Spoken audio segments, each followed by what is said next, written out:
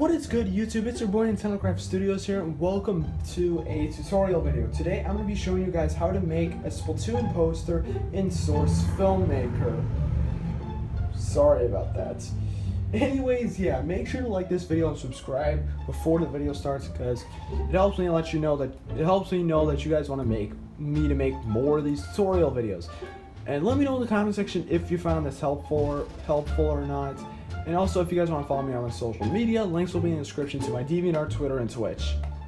And my DeviantArt is where I post Gmod and SFM posters anyway, so you can see my creations there. So, anyways, on with the tutorial.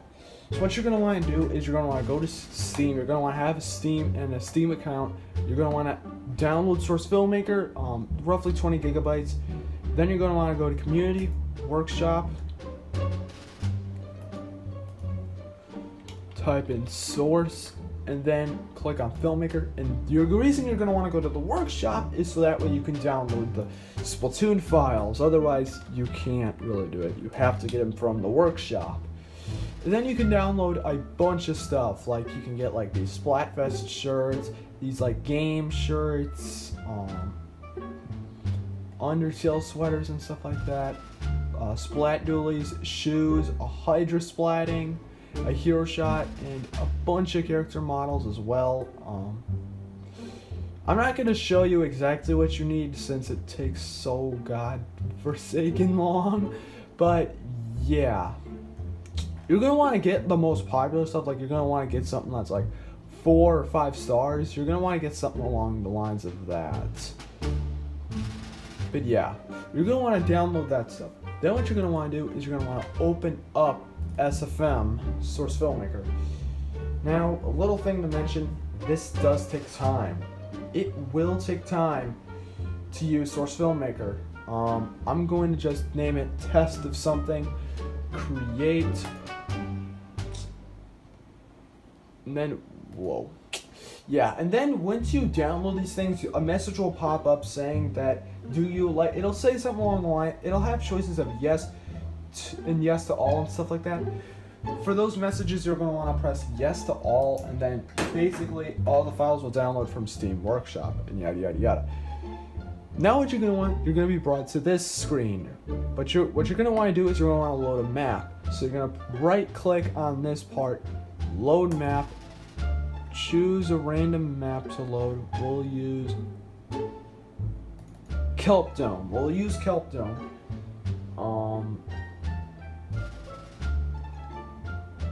Once again, if I didn't say it already, it can take a while, but yeah, here we go.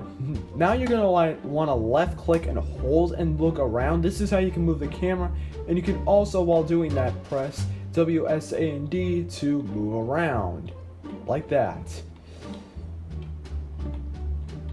Alright.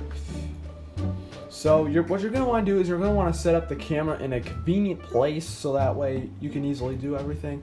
Then you're going to want to start creating models, and in order to get there, plus new model, you're going to have to wait a little bit for stuff to load.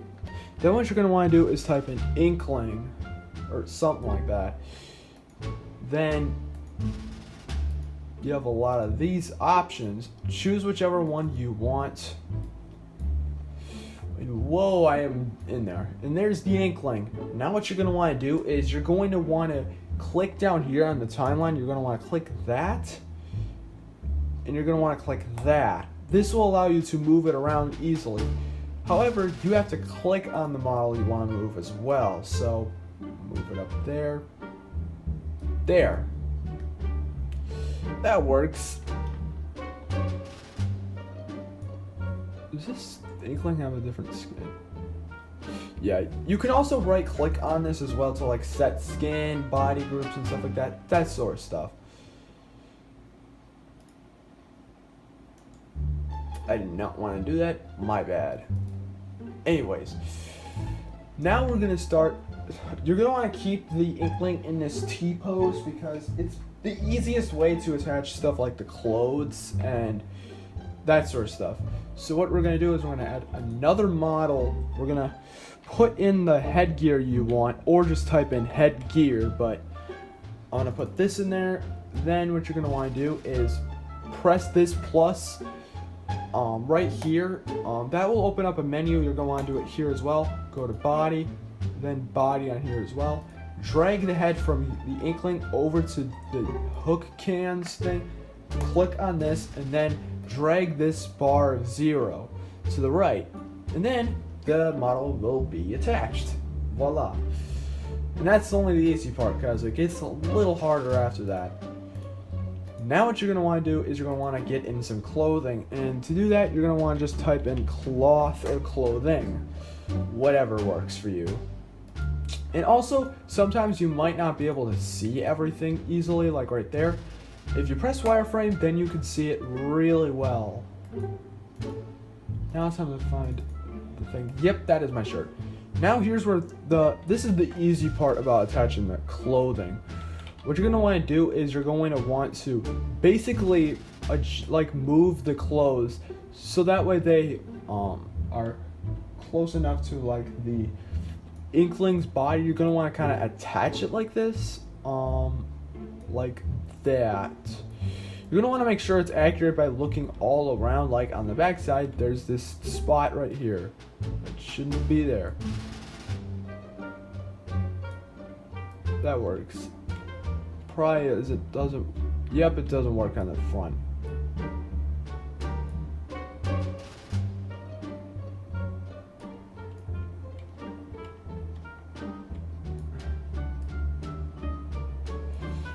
Yeah, you're going to want to try and get it really accurate because then it just works the best. That should be accurate. Now what you're going to want to do is open these menus again, go into unknown, then unknown for Inkling, whoa, you get this whole menu. Now what you're going to want to do is you're going to want to like drag stuff to match stuff. So like spine 1 goes to that, spine 2, chest to that. Joint root should be up here somewhere. I don't know. Oh, joint root right there. There we go. Now what you're going to want to do is you're going to want to close out of the unknown tab, then go into arms. And then you're going to want to use the collar to the shoulder, and then upper arm to arm 1, and then lower arm for arm 2. Then you're going to want to repeat for the right side as well. So there, there, and then there. There we go. And to check to see if the models are indeed connected, you're going to want to go onto the Inkling boy, select the arm. We'll do the lower arm. You're going to want to click on this, the rotate. This will allow you to rotate the arm like that. However, that's not really affecting the clothing, so we're going to switch sides to see. And there we go. You can move it like that. And now we know that the models are now fully attached. Just adjust this a little bit. There we go. And there we go. We have the clothing attached to the Inkling. Now what you're going to want to do is, I'm going to zoom out a little bit just so that way I can see the shoes. You're going to want to put in the shoes. You're going to want to just type in shoes in there.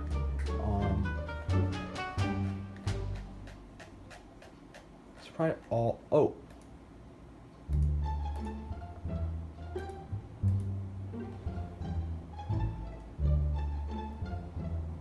No, I'm probably gonna want to just type in shoes, wireframe,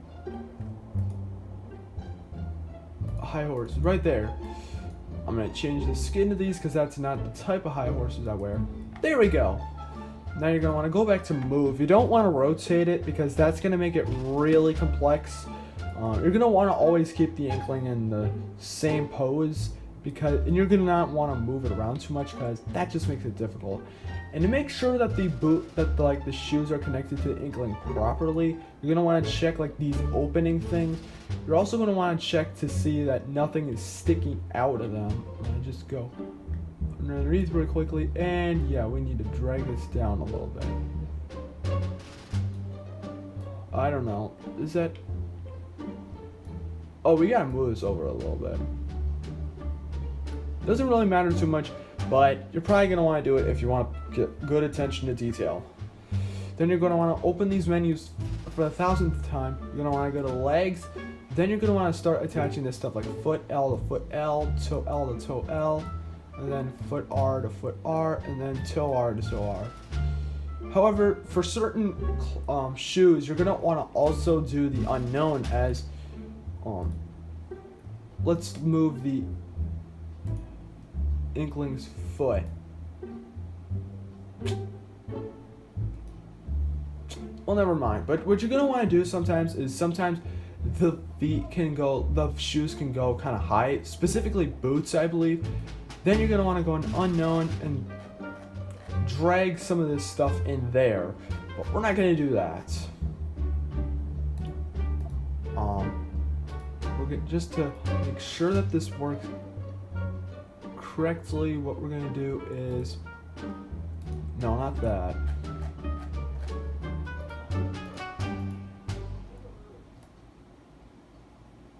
Yeah, that sort of stuff. And yeah, that's basically how you attach the shoes and stuff like that to the Inkling.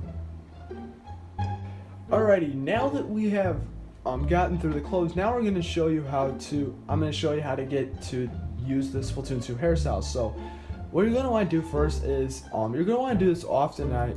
Sorry I haven't showed it yet, but what you're going to want to do is you're going to want to save as. You're going to try and select a place to save it, then to save as to that, or just save. Now what you're going to want to do is, to use the Splatoon 2 hairstyles, you're going to have to use an alternate Inkling, boys. So let's use an Inkling. Well, I guess let's spawn in the hairstyle first. Now what we're going to do is we're going to attach another Inkling boy. You're going to want to use an alternate one. I'm going to just use this one. I want to move this one over a little bit. Move it over.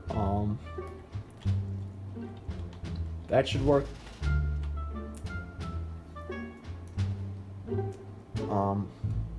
Now what you're going to want to do is add override materials, show an element viewer, model materials. Then when you're going to want to do is go to the team color to add an attribute float. You're going to put a $sign and then A, and then in lowercase ALPHA. This should remove the part of it. It's going to remove part of the stuff. And now what you're going to want to do is you're going to want to remove some of the other stuff, such as the team color alts. So go to that, add an attribute, float, same thing.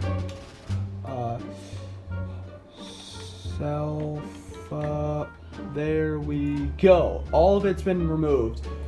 So we're gonna want to go to the animation set, hairstyle, open those menus. It's gonna be just like headgear, so you're gonna want to move the head from the Inkling boy to the hairstyle, then hairstyle 0, blah blah blah, right there.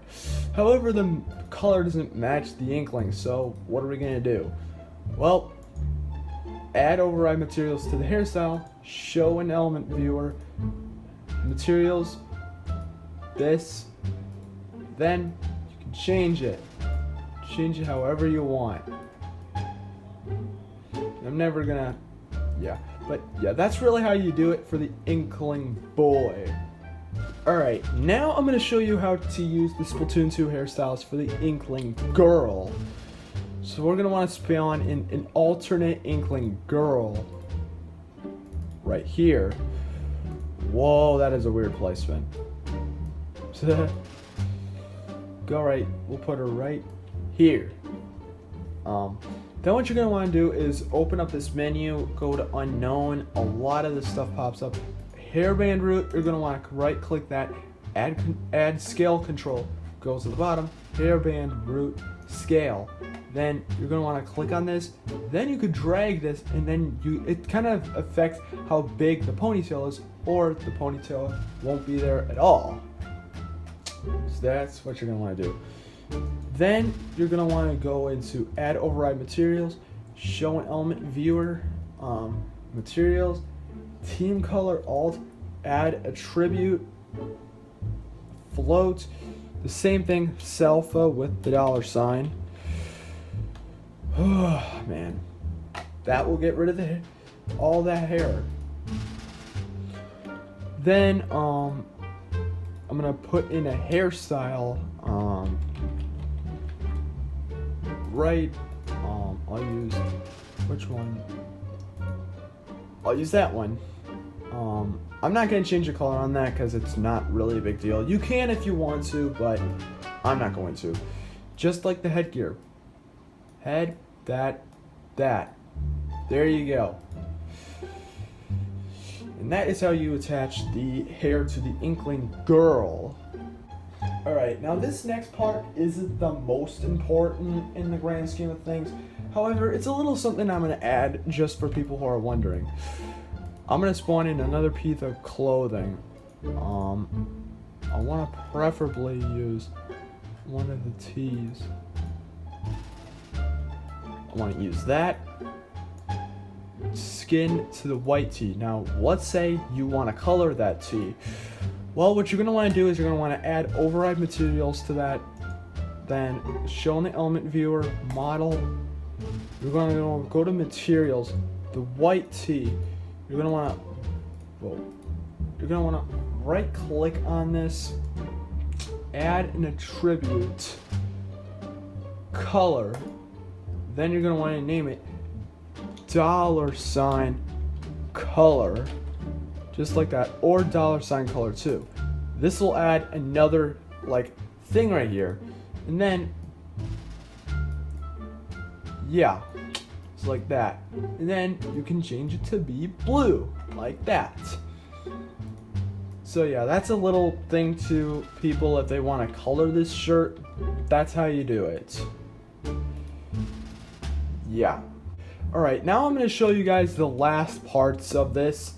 As you can see, my Inkling still has his eyes closed and stuff like that. So what we're going to want to do is we're going to open up the lids.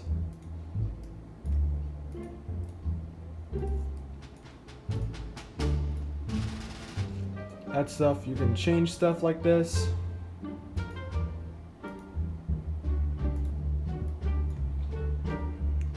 To just the eyes, up, down, that way.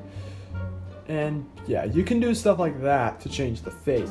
Now, let's get into the real part of it. How to basically create the image. Now, what you're going to want to do is you're going to want to make another camera. Animation set for new camera. You're going to want to change the work camera to camera 2. Because this is the camera that will... click on camera 2, then you can move it around. Basically like that. Then what you're going to want to do is you're going to want to right click on this, go to the render settings. You're going to want to click off motion blur. Camera settings, you want to go to 1024, override. Okay. Then what you're going to want to do is you're going to want to probably save it one more time. Then you're going to want to go to export as a poster. You don't want it as a TGA, you're going to want it as a PNG.